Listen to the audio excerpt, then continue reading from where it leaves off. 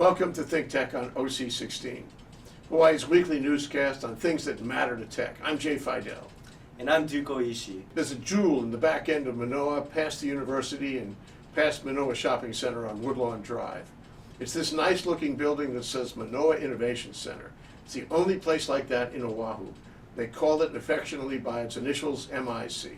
For older folks, this acronym suggests an early TV show about a famous mouse. Now moving on, MIC is filled with 20 tech startups and support companies, and it's a place where lots of great Hawaii startups have started up. With that in mind, we thought we'd have a visit and see what's going on. First, we spoke with Yuka Nagashima, CEO of the High Tech Development Corporation, HTDC, a state agency attached to the Department of Economic Development and Tourism, DBED. Yuka runs HTDC, and she also runs MIC. Is that enough acronyms for you? We have many companies. Some of the companies are actually not technology entrepreneurial companies, but they're support organizations as well, such as Hawaii Technology Development Venture, and they administer many federal programs, federal funds to our companies, and so it's really great to have them here. We also have the Office of Technology Transfer and Economic Development from the University of Hawaii. You might just be going to grab lunch and you bump into Dr. Jim Gaines from University of Hawaii, who is the head of research on the systems level, and you have a little chat, and you're trying to go to the bathroom and you bump into somebody else and you have some thoughts in your head and you share them. So some of the best conversations. So you have various programs. It's not just an incubator where you rent space to people. You're operating various incentive programs to try to get these companies started. You have to operate it not only like a building facility, but you also have to almost operate it like a school. And of course, part of it, as you know from like parenting, is that it can't all be sweet love. Sometimes it's tough love. And so one of the portions that is very difficult for us is that when we get to know the companies, we actually have to, at some point, let them go. We tell them, okay, I think it's about time, and that's really not a kicking out situation, but rather it's a celebration, it's a graduation is what we call it. Yeah. Companies are meant to succeed or fail. We actually don't prefer companies that just kind of keep going. Let's regroup. If it's not working, let's regroup, come up with a new company or new product or new services. It's tough. I think failure is not something that's accepted well in this state or in this culture, but that's what makes entrepreneurs different from the others. And some companies need more time just because of their sector. So if you have a software company, probably within 2 years of development, if you're going to have a good service or a product that you can attract potential, mergers and acquisition targets for.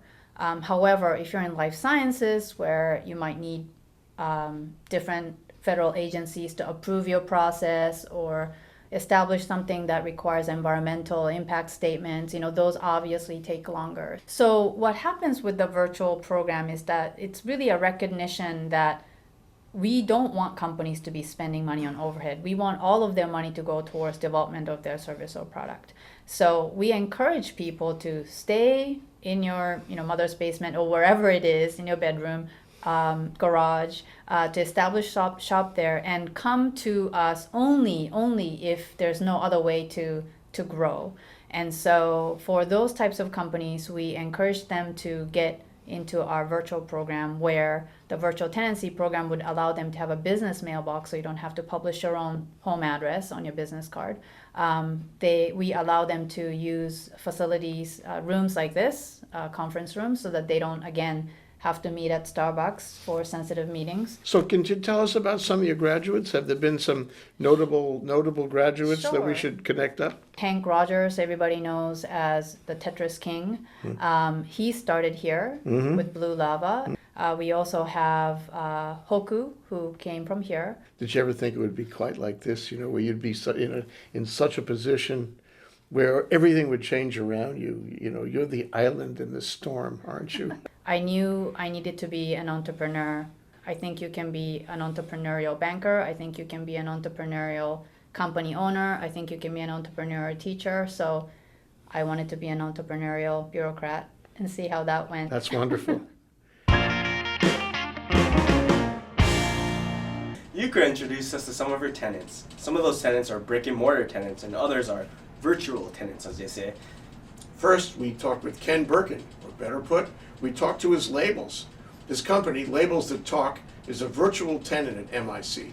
We met with Ken in one of the MIC conference rooms. He was determined to do a demonstration of his invention. Here's how it went. Jay, would you like to say a few words? Now is the time for all good men to come to the aid of their country. Printing. And now we'll print that out. So what we have here is a device that records your sound and then prints it Printing. on paper. So this is a prototype, which is the current stage of development, and we will be working towards something that's like this, which is completely standalone, no computer, and you will simply drag it across there to listen to it. So what I'll do now is I'll take the sticky tape off the back and put it on my business card for you. And as you can see, we printed on this label printer, but in fact you can print it on a wide variety of printers, on your home inkjet printer, on the photo printer, a laser printer, and so on. Scanning. This is just a convenient way to do it. Now is the time for all good men to come to the aid of their country. That was terrific, Ken. So that's the basic concept. And of course, what we're doing now is moving it from this little prototype to something that's production ready. People want to capture sound memories. Sounds are important memories. And so the people who create these really works of art, I'll give you a demo here. This is a steam train that we rode last summer in Durango, Colorado. And for those of you who are Scanning. steam train fans, you will very much appreciate this.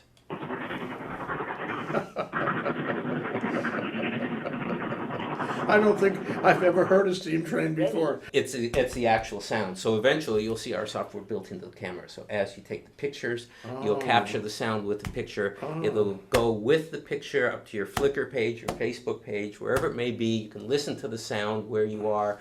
I hear you saying app. Funny you should mention, you need a little device, as you can see here, for reading or writing, but you may have a device in your Comes pocket out, yeah, already. yeah. So yes, there will be an iPhone and an Android app. And I've ended up with 2 teams of people, software and hardware, in Oregon. I found it a little challenging to find the exact talents we need. But as we do the iPhone app, I hope to be using the queso right here. If this is in a universal language, this thing, can I come along and make a reader just like your reader and knock it off? We've spent altogether way too much money on patents.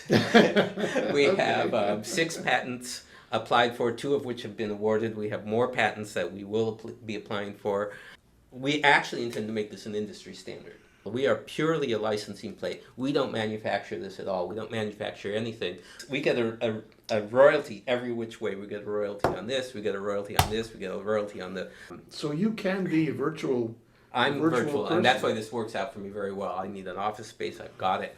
We are a distributed company, and everyone's working from their homes or their existing offices, but I definitely like my commute from my bedroom to my family. This is not a .com. We do look at actually having a product and making money, but this will be in stores by next Christmas. Thank you, Ken Burgin. That was great. I hope I see you again soon. Aloha. Thanks, Jay. Glad to be here.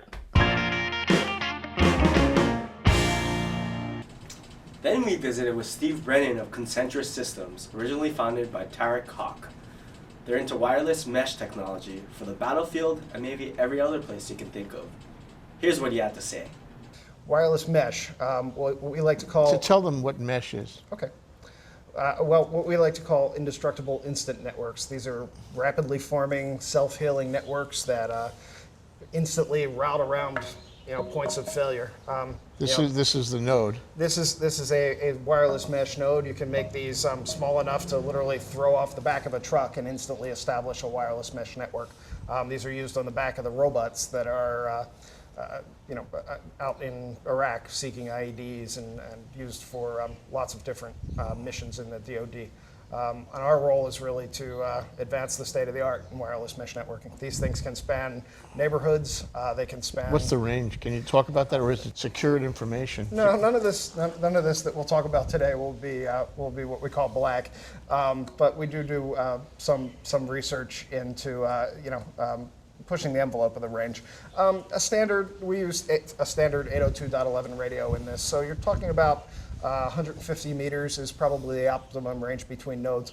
But the beauty of the mesh network is that it's multi-hop. So one node talks to the next node, talks to the next node, and they all communicate in a network. And for the user, it should be seamless. It's like a giant hotspot. Expensive? More expensive than the Wi-Fi router that you would buy at Best Buy. It's not at Best Buy, okay. But I knew that. but we actually do sell these commercially. We've placed we've placed I think 64 boxes on the Big Island just recently. Price point is about between $1,000 and $2,000 per node. So what did you study in school, Steve? French? I am a UHMBA, and I came out to Hawaii because I was a surfer. And I'm impressed. I've spent a little bit of time in Silicon Valley, but I really enjoy Manoa Valley. It beats the heck out of sitting on the 405. Yeah, no kidding. And the company was founded by Tarek Hawk, who was an MIT grad. And there's lots of people around the MIC here that are really world-class engineering talent.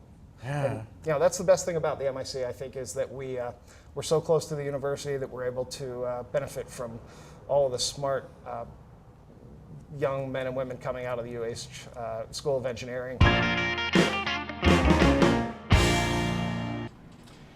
Creativity is rampant at MIC. That was evident when we met with Robert Allen of Tutor Hawaii.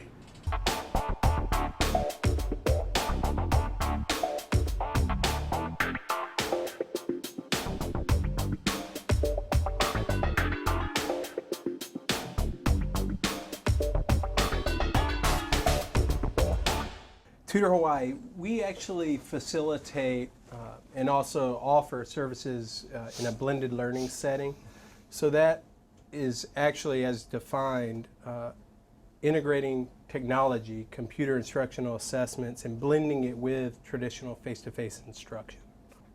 So you offer both the software approach and the brick and mortar approach? Correct. We also support schools and provide professional development about how to implement that blended learning approach. TutorHawaii.com. We also, as part of reaching out to the schools across the state, are doing that under the initiative known as Targeted Instruction. Business model is a project management software that will actually facilitate not only schools but providers in implementing blended learning. So do you have special training or people trained in education and tutoring kids? We do. Education is an education experience or background is first and foremost, but also the blending of the technical aspects. The computer instructional assessment is very important, and so we do provide actual training, professional development, not only to our teachers but also to schools in how to blend the two. In the future, that we could find out that that's the model that prevails as the most efficient way to teach kids. I think efficient is probably the key word, and maybe even to go as far as to say the most effective way. There are a lot of virtual schools out there that are purely offering computer-based instruction. That is because that is possibly the most profitable. But the most effective, as I think you homed in on, is the blending of the two, the face-to-face with the computer assistance, and that is certainly what we're focused on. Are you dependent on the goodwill of the DOE in this business? We have structured ourselves around a DOE contract through No Child Left Behind. That has been where we've gained a lot of our experience in the state. But we have started to branch this year into new markets, I guess you could say, so that we're not so dependent on the DOE and their invoice turnaround. How'd you get into this? It sounds like you're very committed to education. I was a teacher, I was an educator. I got a master's in education, and after working in a number of different settings, a charter school setting, an urban setting, and a rural setting, I felt that the education system as a whole really needed help, and I saw that very simple concepts like blended learning, being able to put a child on a computer instructional assessment, find out exactly what they need. One other question strikes me, Robert, and that is when you say blended learning, in other words, do you learn it first on the computer and then confirm it in the class, or the other way around? It actually might appear to be a chicken and egg question, but really it doesn't matter, because in a pure blending of the two, both a teacher and a effective instructional assessment, computer-based instructional assessment, is going to identify individual needs of students. Either way is an individualized education that our children deserve. So the blending is really in both directions. Being here at the MIC and working with HTDC is what has enabled me as a former educator that has realized something that can help education, and to be able to actually take that and become an entrepreneur in the education field. I couldn't have done that without the services that I've had from HTDC.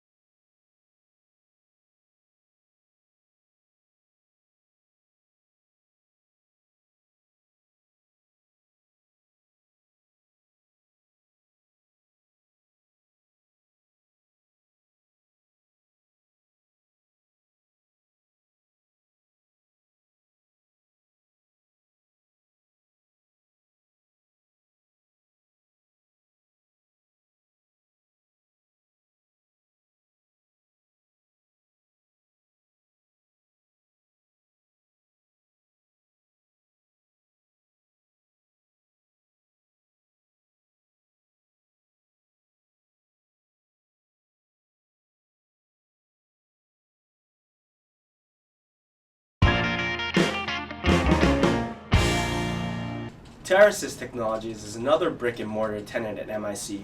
We spoke with Kevin Miyashiro there. They're almost ready to graduate.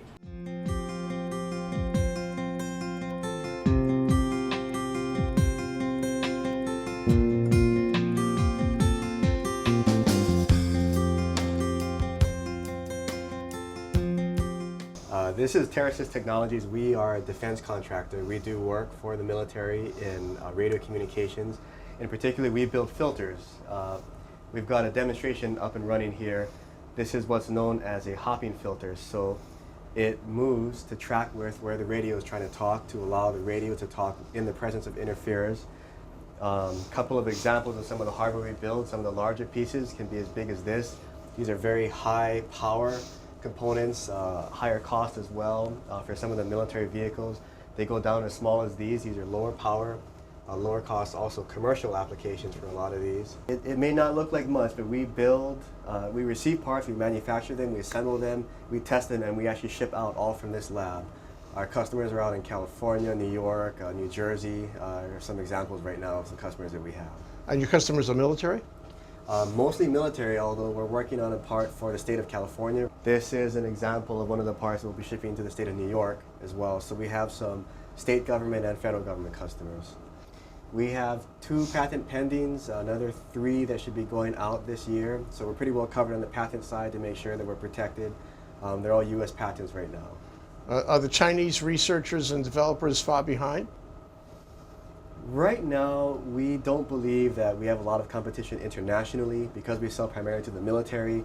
The military requires us to keep our things in country, but we stay ahead of ourselves. So you want to go grab our patent, that's fine. You're 3 years behind us right from the start. So we're not that concerned about competition from that perspective. What's your training, electrical engineering? Electrical engineering. All of our engineers are electrical right now. We're looking for 1 mechanical right now. How long do you think you'll be in MIC? We're looking at moving out fairly soon. We're actually looking at spaces right now, a couple in downtown. Yuka actually held a workshop about 2 weeks ago and really helped educate us on the state of affairs throughout the island of what real estate is like right now. We're actually finding some incredibly attractive deals. We've been here about 2.5 years in this building, and we've had the opportunity to stabilize, and so we can begin to project forward to make sure that we have enough confidence to take on a 5-year lease And so that's what's been helping us out a lot. We got 7 people right now. We're hoping that we may be 10 by the end of the year, but that all depends on the quality of the candidates that we find. Our current projections are by the end of next year, we should be up to about 13 or 14 people. So we'll be about doubling in the next year. So we have no exit plans to get bought or acquired or go public or anything like that. We're really in it for the long haul. So growth-wise, we'd like to be about 30 to 40 people. We think we can be a viable light manufacturer here in Hawaii at that size, doing research for the military and then selling those products. So if we can hit that, we should be at about 5 to 7 million in sales and about 30 to 40 people in about 5 years. So where's your investment capital from? We don't have any investors. So we're free and clear investor-wise. We have no debt. We have a working capital line. We have no debt. We have no investors. We are solely funded by the Department of Defense. So the trade-offs are we have the flexibility to do what we want to do without a board of directors driving us towards a premature exit event. Good. This is our food wall. Our employees love to eat. They're all about food. So we have menus from all of the local restaurants. So when we're looking at our new office for whatever it's worth, the first thing we look for is what is the proximity to food. It sounds like the food and the creativity are somehow intertwined. We, speaking of culture, I mean, we very much strive to create a creative environment. It keeps the spontaneity up, it keeps the lifestyle up, and it actually really works. You need that. You need a certain happiness quotient to do good research. During our walk around, it was a great treat to run into Donovan Kealoha at Adama Materials and Tim Dick, a venture capitalist also involved with Adama. We had some quality time with them. My name is Donovan Kealoha. I'm one of the co-founders of Adama Materials. Adama got its start from the 2008 business plan competition. We were the first place finishers. We also won the technology prize and had launched a company. I'm Tim Dick, maybe best known here for founding Hawaii Super Ferry. I'm a general partner at Startup Capital Ventures, one of the 2 venture firms that's associated with Adama Materials. And at the end of October last year, we closed a $750,000 round of angel financing, and we're looking to progress that into a full Series A venture round very shortly. Well, Adama is a materials technology firm. We have basically patented technologies that allow us to enhance the mechanical, basically performance of advanced materials, which are then used by end market applications makers to make applications across the industry spectrum. We make strong stuff stronger and lighter, and in many cases lower cost. So think of things that are made of fiberglass like boats, surfboards, carbon fiber like airplanes. We can take those materials as strong as they are already and as light as they are and make them several times stronger, often for the same or even lower cost. We've got a couple of patents, international patents. We've got a few more in the pipeline. So just recently got word that another one's been issued. So. How about Tim's role here? What, aside from the coffee? I met Tim, was it April of last year, and he's helped us ever since. And so we've, when we closed our round of financing, we asked him to be a part of the company, and now he's heading up, bringing his years and years of management expertise and experience in the context that he's brought.